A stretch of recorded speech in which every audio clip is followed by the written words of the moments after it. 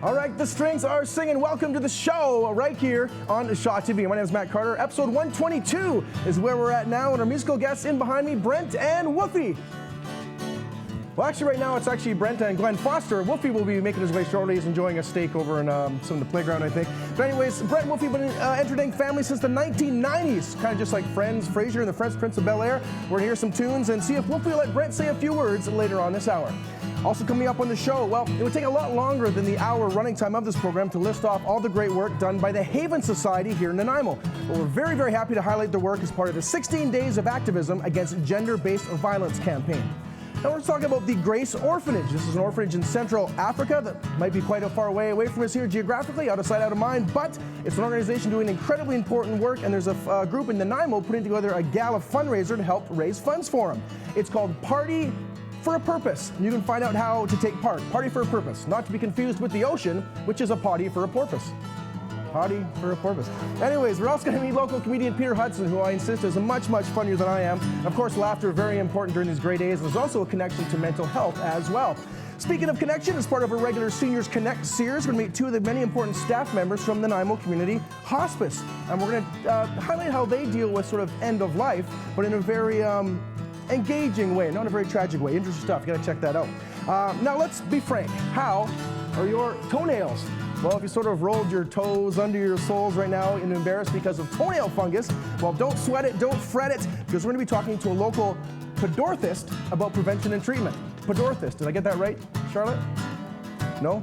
Toe-nailed it. All right, so anyways, music fans out there, you might be excited to find out there's a new music society in town, the Nanaimo International Jazz Festival Association, and they have some big plans to bring more great jazz to the city. We're going to meet the president of the society and walk a Miles Davis in his shoes. We're also going to highlight two amazing producers of amazing gifts. The first is Kris Kringle, who produces great gifts only once per year based on an element in his employment contract known as the Santa Claus. We're also... And the second, I get lots of booths today, this is great. The second great gift producer is Sandy from Sandy's Ukrainian Kitchen, because we all know there is no greater gift to humankind than that of the pierogi. Really looking forward to that. But of course, I'm sure Kris Kringle and Sandy could both agree that art is also an amazing, amazing gift to give for Christmas. So we're about to start with art, and I think we're putting Kim to the test as well. So sit on down and enjoy. It's the show right here on Shaw TV.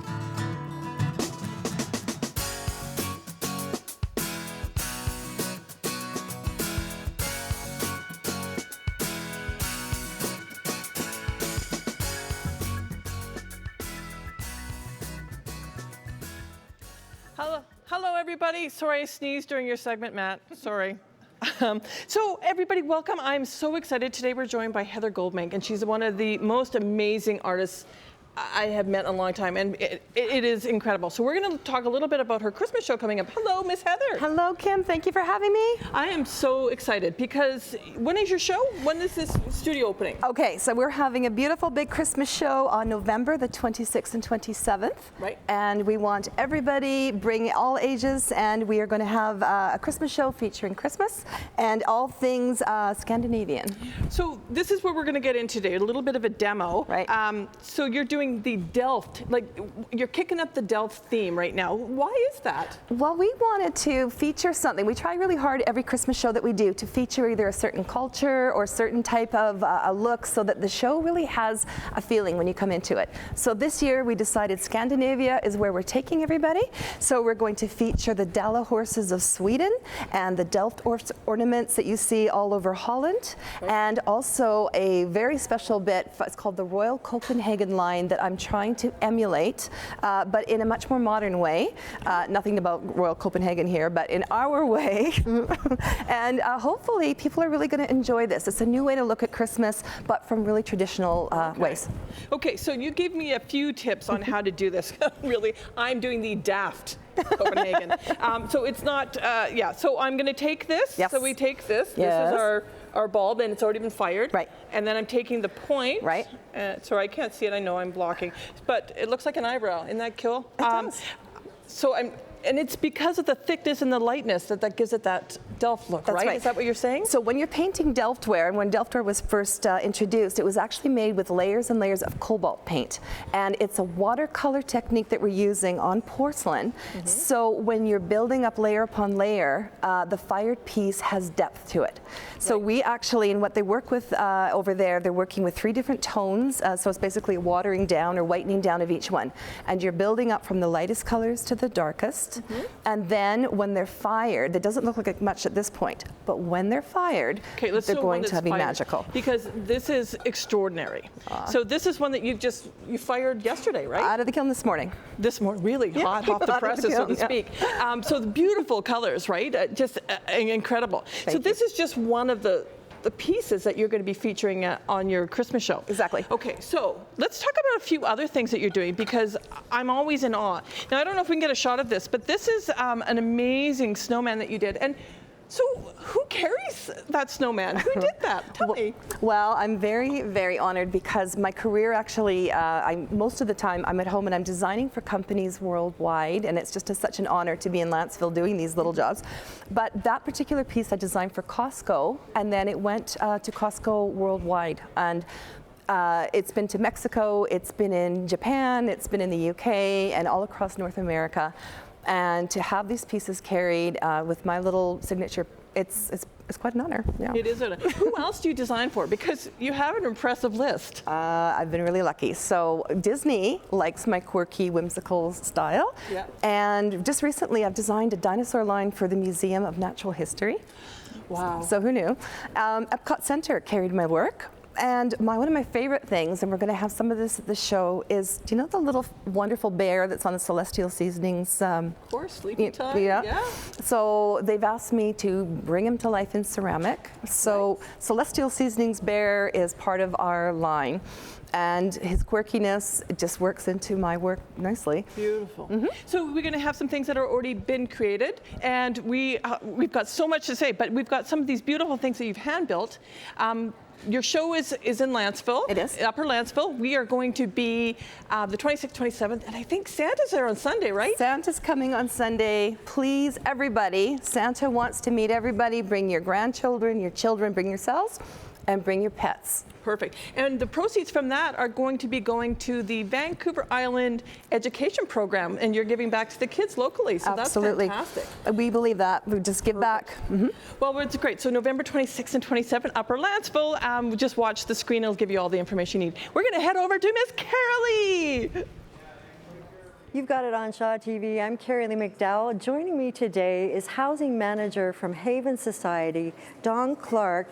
And today we're going to find out about the services of Haven Society, and we'll also hear about International Day for the Elimination of Violence Against Women, taking place November 25th to December 10th, ending on Human Rights Day on December 10th. Now, we'll learn about also Haven Society's Clothesline Project and Awareness Campaign, and much, much more today on the show. Dawn, welcome. Thank you. So Dawn, first of all, many people aren't aware of the services of Haven Society. What does the Society offer to women and children in our community?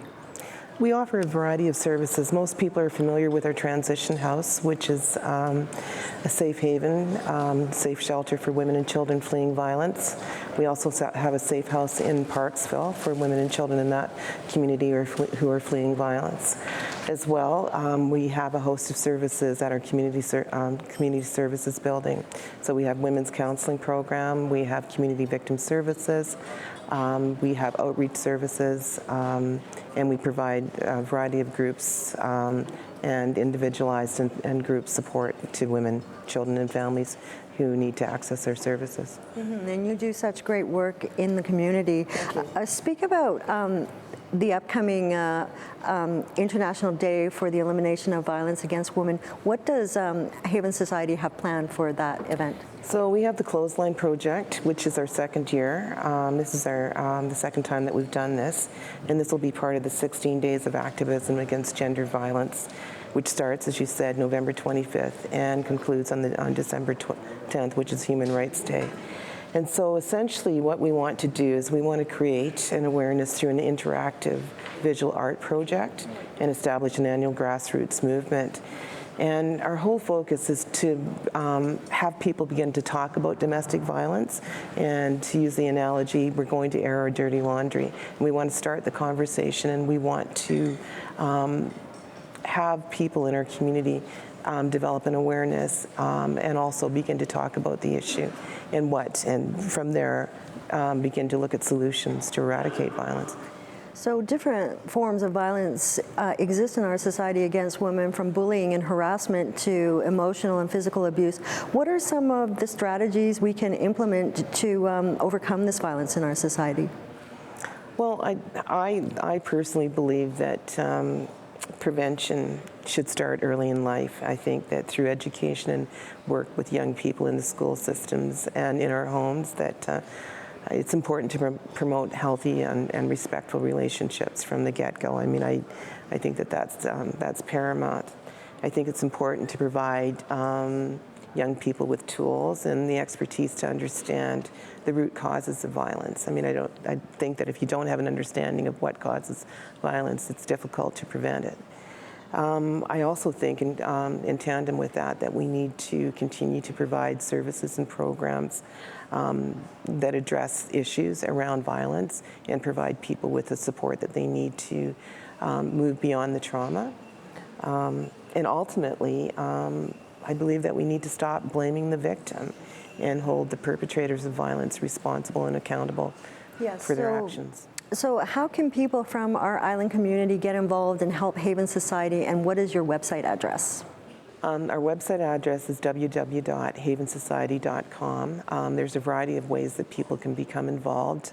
We have a volunteer program when we provide a fairly extensive volunteer training that brings people into the agencies at various levels and assist us in various ways with various programs. People can also donate in a variety of ways. They can become monthly donors, one-time donors. We have to wrap up now, so maybe you can just say, how can people get in touch with someone at Haven Society to find out more?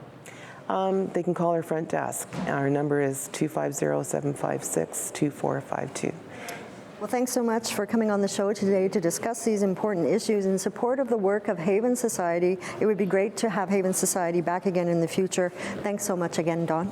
Thanks for having me. And International Day for the Elimination of Violence Against Women takes place from November 25th to December 10th. Keep your channel locked on Shaw TV. Thanks for watching. I'm going to throw it over now to Brent and Woofy with a song called A Pocket Full of Jelly Beans, which is the first song that Brent ever wrote for kids.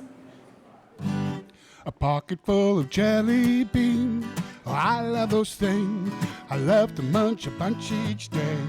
The jelly in my belly, the smile upon my face. Hey, hey.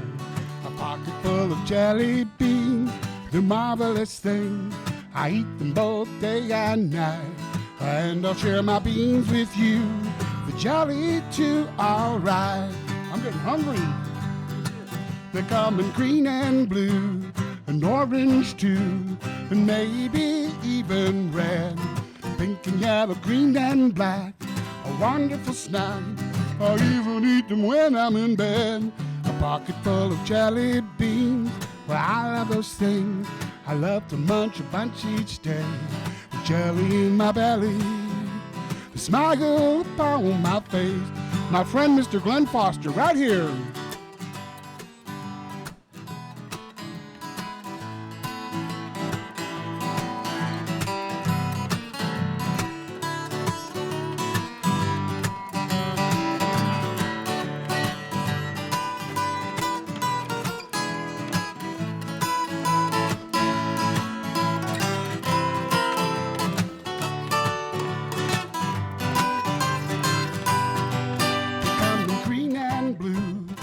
Orange too, and maybe even red.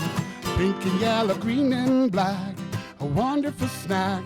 I even eat them when I'm in bed. A pocket full of jelly beans. I love those things. I love to munch a bunch each day. Jelly in my belly, a smile upon my face. Play it again, Sam. Woo-hoo!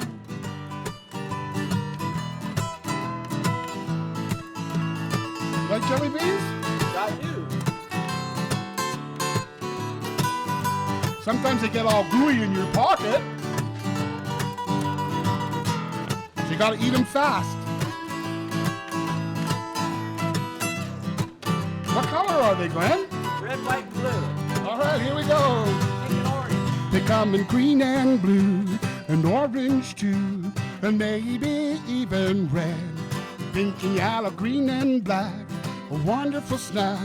I even eat them when I'm in bed. A pocket full of jelly beans, I love those things. I love to munch a bunch each day. The jelly in my belly, a smile upon my face. Pocket full of jelly beans. Mmm. Thank you very much for that wonderful music.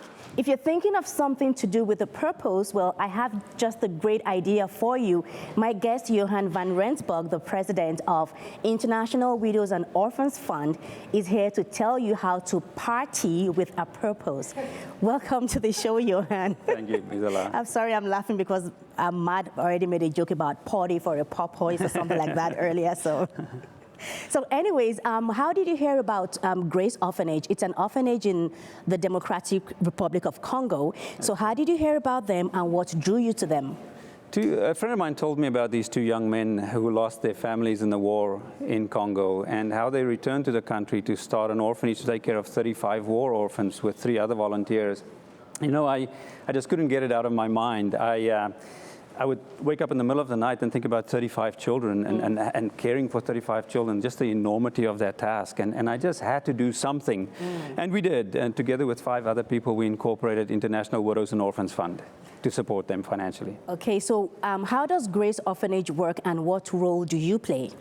From the beginning, we didn't want to start an orphanage. We wanted to partner with somebody that's already operating an orphanage, that has local knowledge and already has a credibility in the community. We partnered with Grace Orphanage that's registered in Congo as an orphanage.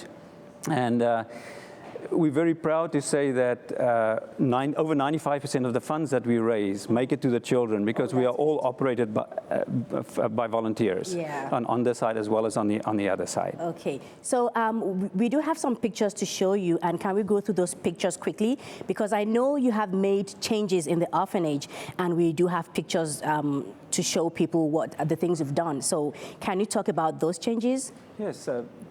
First of all, the education was one of our top priorities because we believe without education, people will not get out of poverty.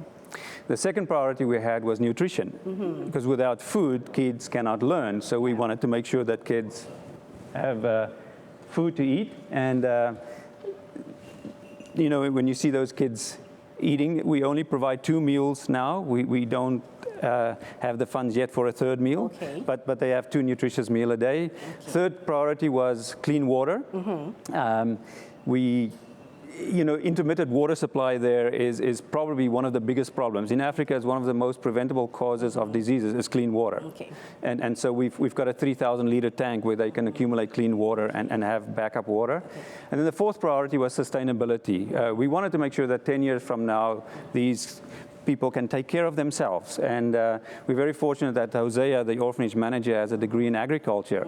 So he started a little garden project and growing vegetables, and then also a pig farming project. And we hope that we can expand this later on to support them. Okay, so we're running out of time. So you have an event coming up on the 19th of November. Where is it taking place? Nanaimo Museum. Okay, and what's it about and what's the goal? It's a formal gala. We're raising money to buy land for the orphanage in Congo so they can have a permanent location. That would be wonderful. And it's an evening full of fun, and we're going to end up dancing. Vibe dancers will perform, food will be supplied, and silent auction items, prizes, so a full event. Nice. So for those who can't make the event, where can they go to learn more about your project? And also, is there an opportunity for them to get involved?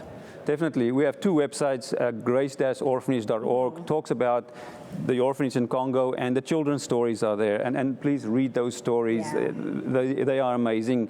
We need more sponsors to help these kids. And then the second website is iwoof.ca, and there you'll find information about our last trip to Congo. And there's a section also with fundraising ideas on there. Thank you very much for coming on the show, Johan. Well, if you do want to party for a purpose, this is the opportunity for you to get involved in something worthwhile, and you can see all the information here. And now I'm going to throw things over to Joanne, and she's going to be talking about mental awareness.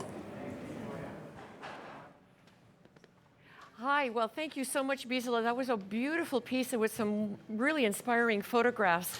And speaking about partying for a purpose, there's a gentleman here who knows a little bit about partying and laughter and jokes and fun, and that's Peter Hudson. How are you doing, Peter? Good, Joanne. How are you doing? Great, great, great. It's a pleasure. I've seen Peter pop into where I work, which is the Vancouver Island Crisis Society, and what he does is he makes people laugh, and then he takes some of their money and he brings it into the Crisis Society. That's right. We're doing it for a reason, Yeah. So tell me more about what's coming up where you're going to be doing some fundraising.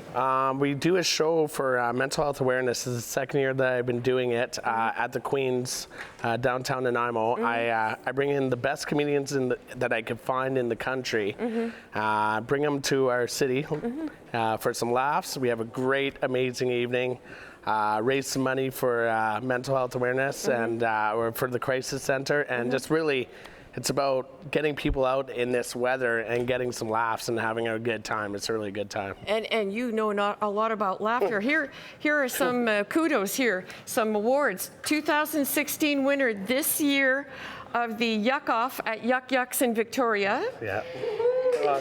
Thank you. And you folks have to go to Peter Hudson Comedy, the Facebook page for Peter Hudson Comedy. You have to. Peter and his girlfriend Sarah Bingham won the Hub City 1 Minute Movie Competition. It is... No, it's not an adult film. Okay. To die for. So funny and so well executed, so professional thank you. And funny. It was a lot of fun. So it's always a pleasure for us at the Crisis Society to see you come in. Thank you. I love coming down. And he's toured with some people that I think people have heard their names before. John Lovitz from Saturday Night Live. John Lovitz. And here's an interesting combination for Peter of two people is Jake the Snake Roberts. Yeah, my childhood idol. Yeah. I got to do a 3-week tour with him. Yeah. And they say we should never meet our heroes. Oh yeah. Was that true or not? It comes in a little bit true. No, it was a lot of fun. Yeah. Really something I wouldn't have given it up for the world. You know. And Peter shared a very touching story with me about the fact that Jake the Snake helped go to Withrow, Alberta. Do you want to tell us a bit about what happened there, the event that you did for your family relatives? Okay, well, last year, I don't know if some of you heard it, my 3 of my cousins got into a farming accident. They're 3 young girls. They got into a farming accident and they passed away. And I was on tour. It crushed the whole community, but I was on tour 2 months later, and I was in Red Deer, and I told Jake about this, and he said, we gotta go out there. Yeah. So we went out there and we had some hot dogs and a barbecue, and it was just amazing how such a brutal catastrophe could be made into, just a little bit of laughing and playing around and people meeting their, like a guy like Jake the Snake signing some autographs. Just it can really make things a lot better, and that's why I do this show too. It's like making things a lot better. We all, we're not immune to mental health. Either everybody in this room has a mental health issue or knows somebody that's been affected by it. You know what I mean? So it's quite a big thing going on here. So I'm hoping that I can. Yeah. And you're a very focused citizen of Nanaimo. I mean, I am now. You like to invite people to your shows because you believe so strongly in comedy as being a healing force. Right? I bring home people that are homeless on the street. I go and give them tickets, and it's funny because on the stage you see different things. People get all done up and dressed and their hair done, and oh, there's Mario. She got her hair done. Oh, there's Phil. He's got a new jacket. Oh, there's Phil, the homeless guy. Yeah. He has mustard on him. You know what I mean? But we're all in the same boat. We're all having a good time, having some good laughs, and and if we can have 2 hours of taking our mind off something, that's a beautiful thing. Yeah, building community through laughter. Oh, it's amazing, Yes. So. And just to go over again the shows that are coming up, November 19th. November 19th, I have Graham Clark, 3-time Canadian award winner.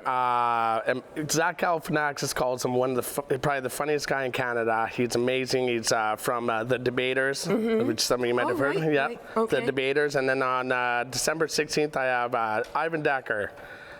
They call him the funniest man under 30 in Canada coming. So we're bringing some great acts here. So for some guaranteed yucks to wrap this piece up, go see Peter. He hosts, he laughs, he makes people laugh, is a wonderful citizen of our community. It's a pleasure to shoot the breeze with you. Right on. Thank you very much. Thank Cheers. you. Thank you. And now Kathy Holmes is going to interview some wonderful community people as well, people from the Nanaimo Hospice Society. Thanks, guys. In 2002, I had the first experience ever with hospice and palliative care. My mother passed away in 2002 at the age of 67 with liver and bowel cancer. 8 months later, my sister Colleen, at 43, died of leukemia. If it wasn't for hospice, if it wasn't for palliative care, I don't know how I would have gotten through it. Today, it's more than a privilege. It's an honor to invite with us two good friends of mine, Shannon and Jeannie from Hospice. Thank you so much both for coming, and I don't want to mess up your last name, so I'm going to let you guys do that for me. Well, I'm Jeannie Fallman, and I'm the Development Officer at Nanaimo Hospice, and I want to thank you, Kathy, for inviting us here. Oh, what a privilege to have you. Thank you. One of my responsibilities at Hospice, which has been our community for 35 years, is to go out into the community and meet with people, talk with people, and of course I'm responsible for fund development as well as awareness of our programs and services. And so I go out and I tell people about the work of hospice and what we do in the community, and that we're there for people who are facing death, people who are actively dying, their caregivers, and then we're there to support the families after the death has occurred. The D word is a tough word, isn't it, Shannon? It is. Thanks, Kathy. I'm Shannon Fairbash, and I'm the program coordinator at Nanaimo Hospice, overseeing the client programs and the volunteer support services. It is hard for people to say death and dying. They evoke feelings of sadness in us, but we all die. We do. And when we can talk about it when we're alive and with our loved ones, we can actually celebrate the life of our loved ones, and we can move through the grieving process because we all grieve as well. We do. And I think demystifying it is really, really important, because I know for myself, it was really important for me when my mother and my sister were in this situation, for me as a daughter to be able to know where to go and what to do next. And I think that a lot of people have a challenge in understanding what is the difference, what is hospice, what is palliative care, what do those words mean? Can you guys help fill that gap? Well, hospice care is the care of people who are dying, and palliative care is associated with that terminology. And it's so, ending life is a natural part of life, living, being born and dying. And so it is hard, and it's not easy in our Western culture to talk about death and dying. Absolutely. So I'm going to just make a comment about that, is that one of the things that we do is we advocate for different programs, and one is advanced care planning. And it's really important that family members, no matter what their age are, is that they try and bring up that topic of death. And if we can start in our own homes, with our own families. There is no right or wrong way to die. There is no specific time. I mean, you can lose your life as a young person. Absolutely. And I can imagine it would be so difficult for a family who, when a sudden or traumatic death occurs, they don't have any idea what their child or what their sister or what their mother really wanted. And so the best way to, and I'm so sorry to interrupt you, but I'm getting the call for the wrap. So I just want to find out what would be the best piece of advice that you could give somebody in just a few quick words of what and who and how to get the help they need under hospice and palliative? I'm going to leave that to Shannon. Thanks. So call hospice 250-591-8811. Talk to whoever answers the phone. Tell us what you're going through, and we'll find you the best help. Thank you so much. Thank you both for coming. It is always such an honor to sit with you, and I'm so grateful for all the work that you do, and I know our community depends on you. Thank you. Thank you so much. Thank you, now I get to throw it over to Bisola, and we are dying to find out what she's got up her sleeve. We're going to talk about an infection. It's very common. It can be stubborn. It's very it reoccurs a lot, and it is highly contagious, and it's the toenail fungus. And I know it's not something that we talk about very often or we even want to think about, but we do need to think about these things. So my guest, Katia Langton, is going to talk to us about toenail fungus and what to do about it if you do have it. Welcome to the show, Katia. Thank you. So what is toenail fungus? What causes it? Well, there's 1,000 types of fungus, and some of them will infect the toenails, causing what we know as onychomycosis. Fungus likes warm, dark, moist environments. And so we're talking about swimming pools, locker rooms, showers. Infection can come from animals, people that are infected, from dirt, and from one drop or one contaminated grain of sand under the toenail will start the whole process. Really? Wow. Okay, so how can one identify it? So the fungus, the roots and spores insert themselves between the clear compact layers of the nail, and they thicken the nail. And so you see a very thick nail, and it creates debris and waste under the nail, and it creates erosions around the nail bed as it pulls away. And then the fungus itself is yellow. So you get this thickened yellow nail. Sometimes there's white marks on the nail, and it has a foul smell. Oh, really? So it's pretty easy to identify. Okay, so that brings me to the next question. Is it contagious? And are some people more susceptible to it than other people? Yeah, it's highly contagious. It's reoccurrent, it's progressive, it's opportunistic. So is it contagious enough that if somebody walks right here and I walk the same path, I can contract it? Yeah, I mean, spouses will continuously reinfect each other in the shower. Now, it's in the general population, it's in 11 to 13% of the general population, and it's more a cosmetic nuisance. But in the diabetic immunocompromised patients, it actually escalates their risk of complications, of gangrene, of ulcerations, leading to amputation. So it needs to be picked up and treated immediately in those patients. Okay, so what kind of treatment is recommended if one does have toenail fungus?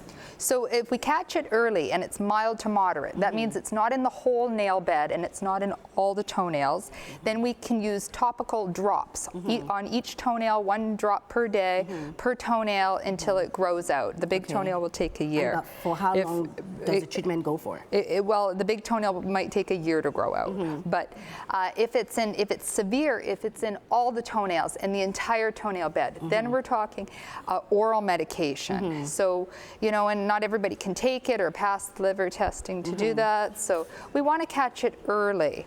And it is reoccurrent, right? So once these patients are susceptible, they need fungus powder in their shoes every day. So I'm getting the sign to wrap things up.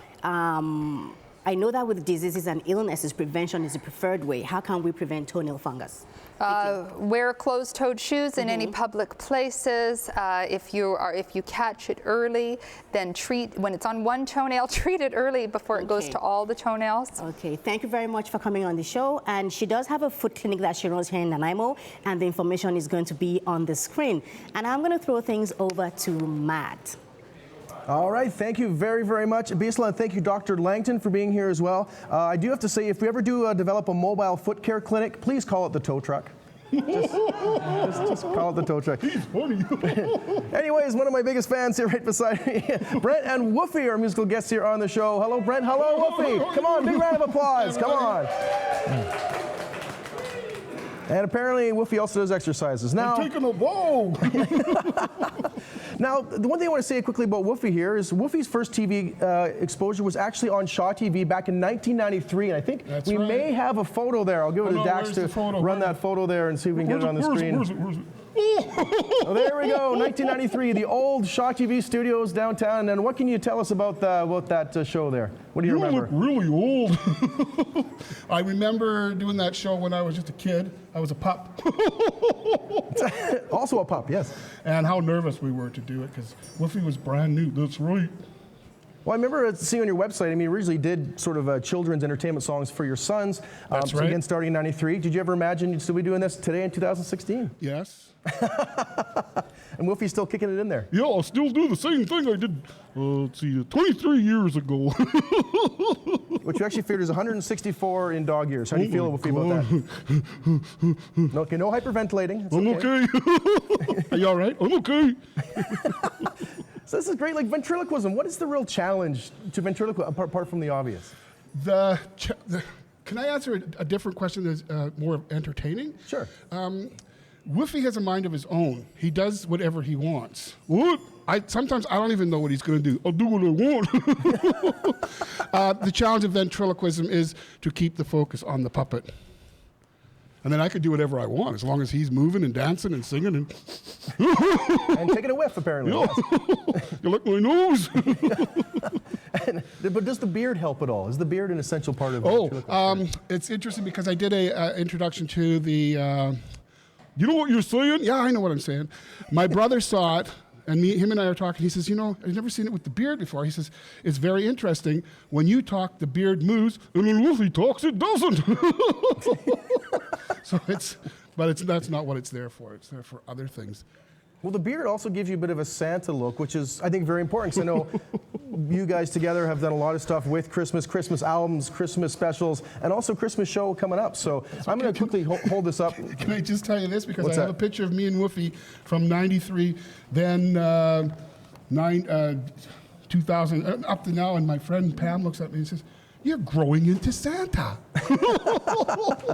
See, that's exactly it. So now you have the Santa Claus thing down. So yeah, we have a concert coming up. Yeah, it's for the Loaves and Fishes. Yeah, it's a benefit concert. So what does it cost? Nothing. All you do is bring in some food, like macaroni or a can of soup. Nothing non-perishable food. Non-perishable. It won't go bad. See, Woofy's listening. Woofy knows what's going on. That's right. You look like antlers. They're pretty good analysts. What I want to now is I want to get Woofy singing here. So again, the big Brent Woofy Christmas show coming up Sunday, November 27th, Fairview Community School Gym. All volunteers putting it on, helping it out. Really important. All the musicians, and Glen is going to be playing. Hi, Glen. Hi, Glen. He's going to be playing. He's volunteering. Everybody's volunteering. So come on down. Bring the family. Bring grandma. Bring grandpa. Bring your dog. No, they can't bring your dog. Well, how do I get in? You're all right. Well, I'm going to get out of the way so you guys can sing a song about Woofy the dog there. Could you move that? I will move that away. Right on. Okay, yeah. Glen Woofy, Glen Foster, thank you guys for being here. More music here on the show. Thanks, Woofy. He's a nice guy. On Woofy the dog. Woofy the dog. How do you do? How do you do? On Woofy the dog. Woofy the dog. It's nice to meet you. Nice to meet you. On Woofy the dog. Woofy the dog. I do dog things. Does dog things. I wag my tail. Wags his tail. And I like to sing. Likes to sing. Sing woof, woof, woofy. Woof, woof, woofy. Woofy the dog. Woofy the dog. Sing woof, woof, woofy. Woof, Woofy the dog. Oh, I'm Woofy the dog. Woofy the dog. How don't you? Now be some dog. I don't know the words.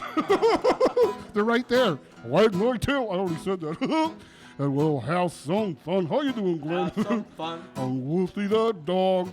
Woofy the dog. It's just for fun. Just for fun. Sing woof, woof, woofy. Woof, woof, woofy. Woofy the dog. Woofy the dog. Sing woof, woof, woof. Sorry. Woofy the dog. Arrgh!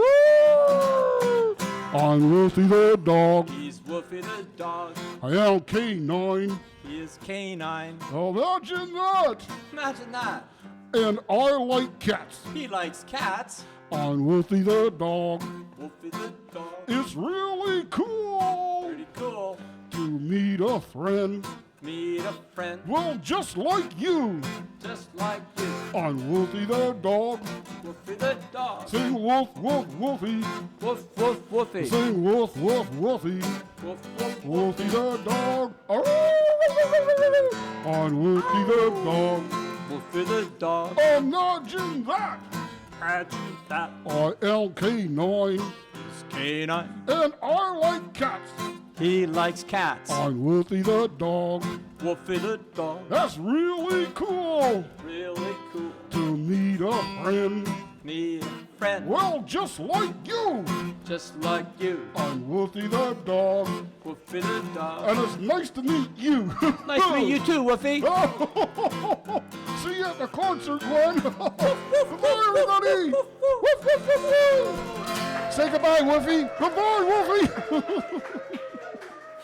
Oh man, I'm totally humming that song when I get home tonight. Totally.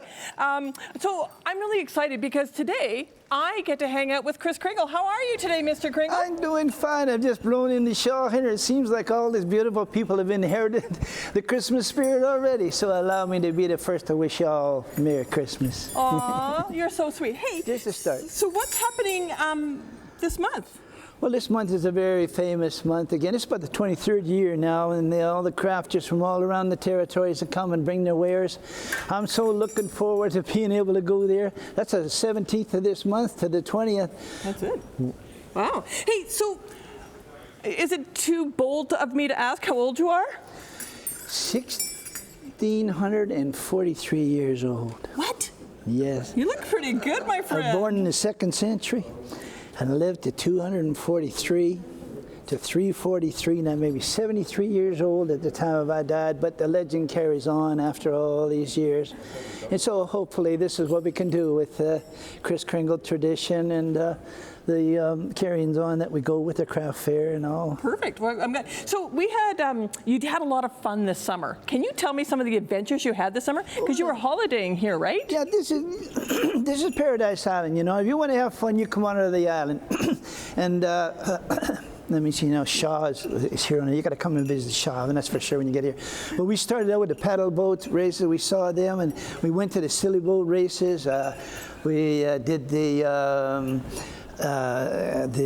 bathtub races, and then we set up the cannon downtown in Nanaimo, and then they had the nerve to push me off the bungee jump. I couldn't believe it. Well, so was that frightening for you? You could do anything. Well, I hardly go anywhere without the reindeer and the sleigh, and where the heck were the reindeer at that time? You just went poof. Yeah, you betcha. Now one leg is longer than the other, actually. You're funny, Kris. So what else do you want to do for your bucket list? What else is going to come up? Well, I don't know. Well, we got something planned other than get in the ring with Mike Tyson or something. I think we're going to try a little thing like maybe an airplane ride. Something like that. Skydiving, perhaps? Oh, that would be exciting. Probably, I don't know. Between that and bungee jumping, I'll give it a try. Okay, we're holding you to that, all right, for sure. Okay, so we know that you have a good time here. So at Kris Kringle Craft Market, which is coming up, there are great entertainers. So you're going to be there, but I understand that you have some family members coming too. Oh, it's a beautiful family at Kris Kringle. And well, let me just say that one of my favorite things is going on the horse and buggy ride. You know, it takes me back to when it all began. Right. You know, and then we got some fantastic stilt walkers there. We got beautiful angels 10 feet tall.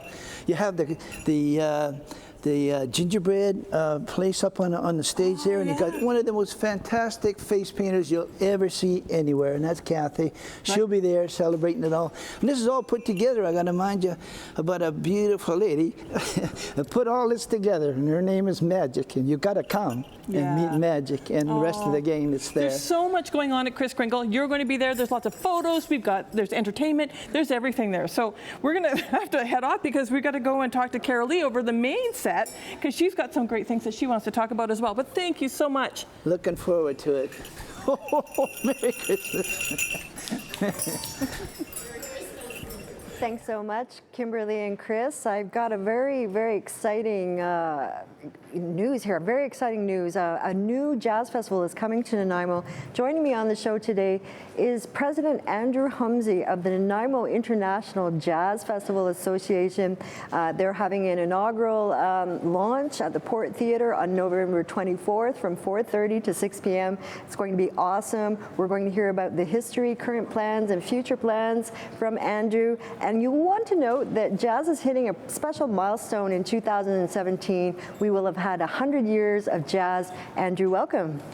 Thank you, Carolee. It's nice to be here. First of all, Andrew, tell us about the recent history of the Nanaimo International Jazz Festival Association. How did it take shape and come into existence? Well, just about a year ago, just a little over a year ago, I gathered 5 musicians that were personal friends of mine, and I said, Nanaimo needs a jazz festival, and it's time. It's overdue. And we had several meetings, and we talked about the concept. We registered a society, a nonprofit society in Victoria, and we started to plan it. We started to think out how we would move it forward. And doing a nonprofit was quite a, shall I say, a learning curve for musicians. You know, we're used to playing music, not doing the business part of it. And we got deeply involved in that.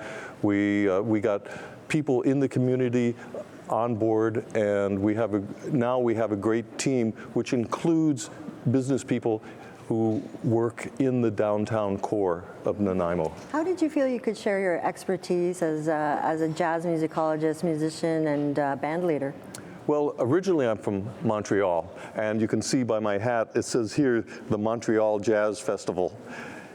What I would like to see are people wearing hats that say the Nanaimo Jazz Festival. That's what we need. Nanaimo is a jazz city. When you think about the Canadian jazz musician who's most known in the world today is Diana Krall. We have a mall named after Diana Krall. We have great musicians from this area, Phil Dwyer, saxophonist. We have great music education programs, VIU, the Jazz Bachelor's degree. We have Wellington School, Carmela. So what will happen? Yeah. What will happen at the new jazz festival? So we want to base it on local talent, local musicians, and we want to bring in, according to our budget, what we're able to raise. We want to bring in some headliners. We have a call out to Diana Krall, for example, and we have lots of other ideas. But you know, it's all so new, and we're aiming for the second weekend in September. It would be the weekend of September 9th. And well, that sounds fantastic. Andrew, I understand that you have brought a recording of a sample from the melody of the first recording from 1917, which is just fantastic. The original Dixieland one-step, also known by other various names. This is so we can get a taste of some early jazz from 1917. So that's what we're listening to right now. How wonderful. So to wrap up, what is the website for your association, and where can folks get in touch and volunteer, sponsor, and become a member? Right. Well, we're going to have the launch on Thursday, November 24th at the Port Theatre. It's a free event. We're going to have some music there. And you can go to our website, which is simply Nanaimo International Jazz Festival Association, a lot of words, .ca, because we are Canadian. Yes. And so the whole community is invited, as well as the business community. Andrew, thank you so much for the chat today. It's been great talking with you. I wish you success with your upcoming launch, and we're looking forward to a new jazz festival. Keep it locked on Shaw TV on the show. I'm going to throw it over now to someone very special, Kimberly Plumley, who is going to cook up some very special flavors with some pierogi making. So this fork is for you, Carolee. You're gonna come try these pierogies. So today I am joined by lovely Sandy from Sandy's Ukrainian Kitchen. Yes! I had Kris, Kringle, and I got Sandy. Yes! So all the things that make me happy are happening today. So we are going to figure out how to make pierogies. Now I made pierogies last year. We made like 700 with my family. They didn't turn out so well. So Sandy's gonna help us out here. So Sandy, how are you? I'm great, thank you, Kimberly. I'm so excited. How many pierogies have you made in your life, do you think? Well, let me put it this way. Big Mac has nothing on me. So just a few. Just a okay, few, good to yes. know. Okay, so you have this dough and it looks beautiful. Honestly, like if something could be sexy, this dough is sexy. Like it's great. So what do you do for your dough?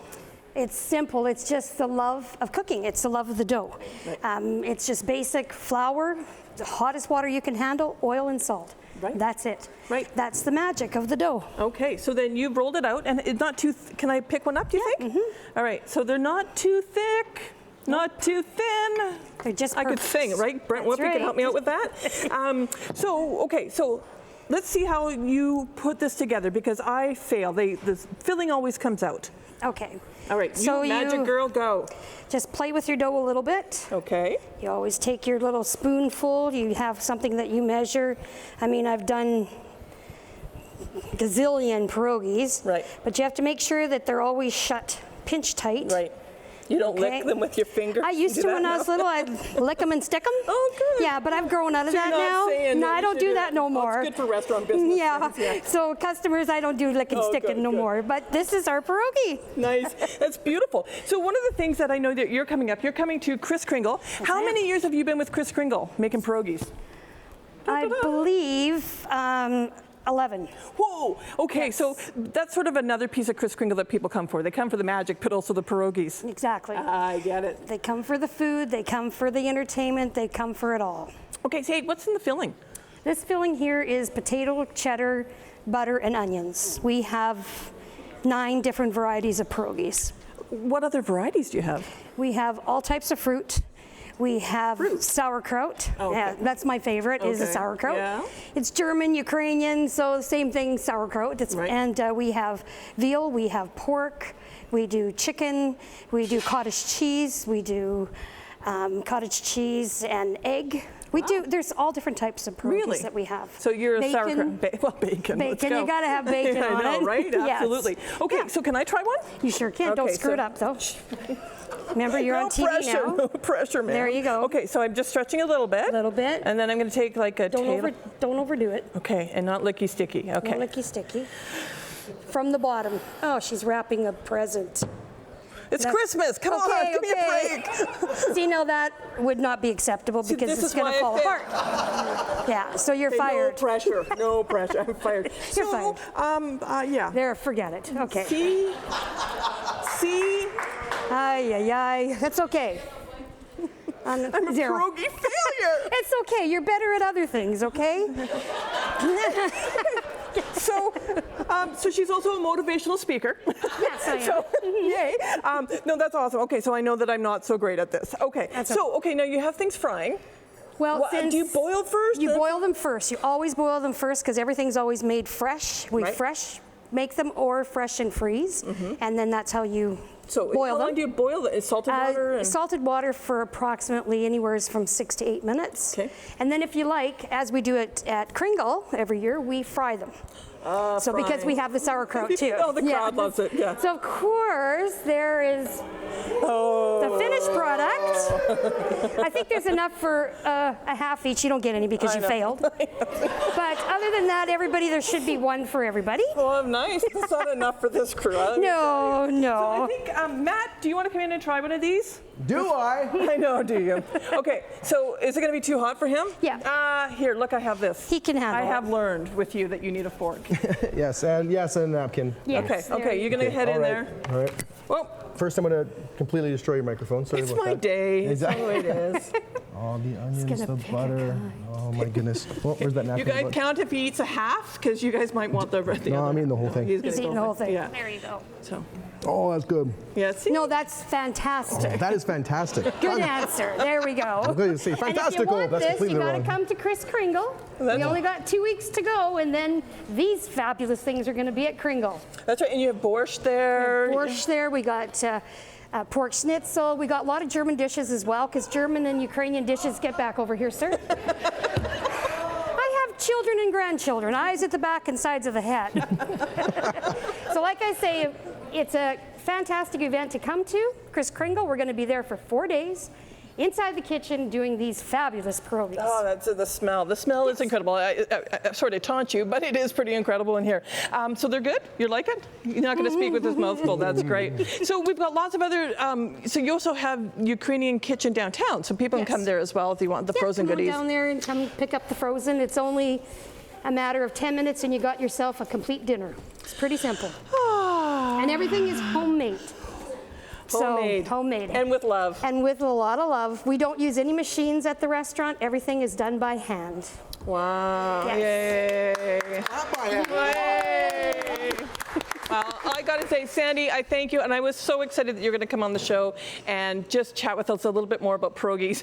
Yes. That's why, because it was the pierogies. It wasn't me. It was the pierogies. It is you now. It is totally you. It's all about me now. Oh, perfect. Well, I'm so excited that you're here. Thank you. Thank you for having me. See, personality, flavor, it's all in there, Sandy. Thank you so much for being here. Thank you so much for hooking this up. I mean, no worries. Geez, Christmas was amazing. Now throw some amazing Ukrainian food on top of it, all things, and folks who make it really well, and it just makes it awesome. And I must admit, sometimes I think about getting into making Ukrainian food because I think it might make me rich. And if I made a lot of money, well, the food's rich too, then I'd probably buy my favorite sports car, which is a Borscht 911. And the reason I like the Borscht 911 because it gets up to speeds of 180 kilometers per hour. Now, and then when I'm driving away, Pascaing cars left and right, and I'm all like, see you latka, sucker. All right, so that reminds me, when I was relaxing on my living room kucha the other day, flipping through my video on demand Kindle archive, the Video on Demand Kindle archive, which stands for, of course, vodka, stumbled on some classic WWF wrestling where Nikolai Volkov was helping Hulk Stroganoff the mat, executed the perfect cabbage roll under the ropes, and then tackled Brutus the Babka beefcake, and the beefcake ran away so fast, Mean Gene called him Chicken Kiev. So anyways, Dyborsha. All right, moving on real quickly. Thank you so much to all of our guests and our hardworking volunteers. I don't know what Todd's yelling about. Volunteers and staff in front of the scenes. That pierogi is really good. I'll tell you, we can find more about the show, Shaw TV. Find us more on Facebook, facebook.com/the show on Shaw. Also get some information on our shows, old shows on YouTube as well. You also find information on us through our Twitter page, Twitter Central Vancouver Island. And I know I'm going to look up there. Oh, thanks a lot, Dax. I always seem to forget the graphics. He did a great job. Hey, you have an event, cause, demonstration issue that you'd like to bring to the show? We're always looking for great Vancouver Island guests. We'll drop a line to our executive producer, Kelly Robinson, here at sjrb.ca. And of course, if you want to volunteer for the show, contact our volunteer coordinator, Melissa Hall, melissa.hall@sjrb.ca. So we got to get going because I have more pierogies to eat before the rest of the crew gets in on that. But one more song, of course, from our musical guest, Brent, he of Brent and Woofy, and our good friend Glen Foster. While all dinosaurs have gone to heaven, it's for you on the show on Shaw TV.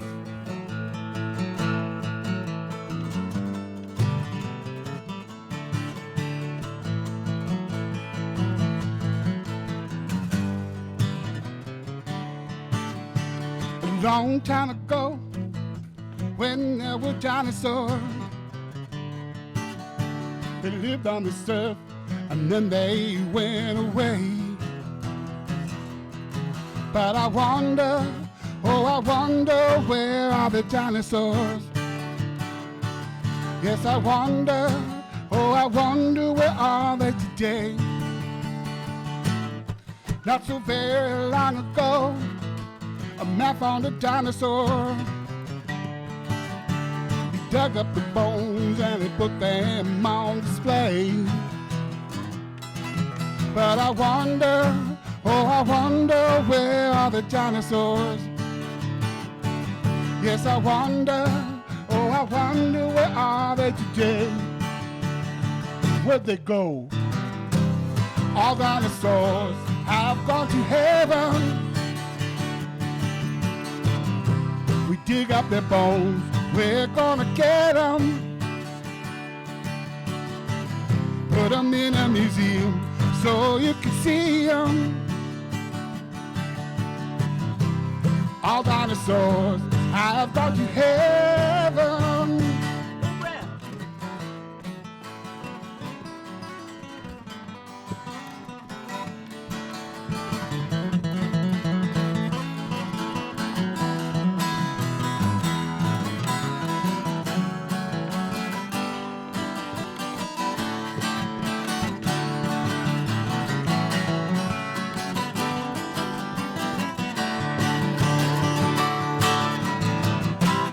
All dinosaurs have gone to heaven. All dinosaurs have gone to heaven. All dinosaurs have gone to heaven. All dinosaurs have gone to heaven. Take it on home. All dinosaurs have gone to heaven. All dinosaurs have gone to heaven. All dinosaurs have gone to heaven. All dinosaurs have gone to heaven. Thank you very much.